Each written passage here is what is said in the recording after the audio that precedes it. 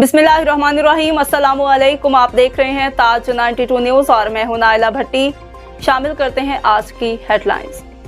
खबर शामिल करते हैं मलीर से इरफान अली मेमन की रिपोर्ट के मुताबिक यूनियन कौंसल दरसना छन्ना की रमज़ान शेख गोठ अलवराइया सोलंगी तमाची कोली गोठ के सैकड़ों मकीनों ने गटर का गंदा पानी पीने के पानी के मेन लाइन में शामिल होने के खिलाफ डेयरी मालिकान जिला कौंसल कराची और डिप्टी कमिश्नर के खिलाफ एहतजाजी मुजाहरा किया, जिसकी क़यादत एजाज फारूक खास के लिए फ़कीर अब्दुल रसूल बरफ्स गिल मोहम्मद मक्सी कर रहे थे। एहतजाजी मुजाहरीन जीने के लिए साफ पानी दो, जीने के लिए साफ माहौल दो के फलक शुगाफ नारे लगा रहे थे। इस मौका पर मुअज़्ज़िज़ीन ने सहाफ़ियों से गुफ्तगू करते हुए कहा कि डेयरी मालिकान की जानिब से मेन रोड पर गटर के गंदे पानी की निकासी और मुर्दा जानवर मेन रोड पर फेंकने से मेन रोड पर शदीद ताफुन फैल गया है, जिससे मेन रोड पर आने जाने वाले शदीद तकलीफ में मुब्तला हैं।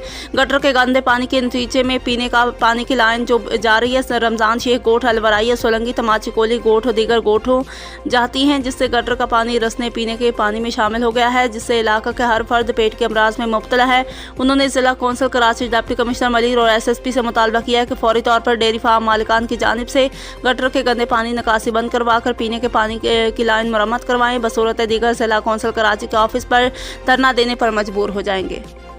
हेल्दी और खूबसूरत स्किन हर मर्द और औरत की ख्वाहिश भी और जरूरत भी, लेकिन हेल्दी और शाइनी स्किन के लिए चाहिए स्पेशल ट्रीटमेंट है। आप तो खूबसूरत है जहाँ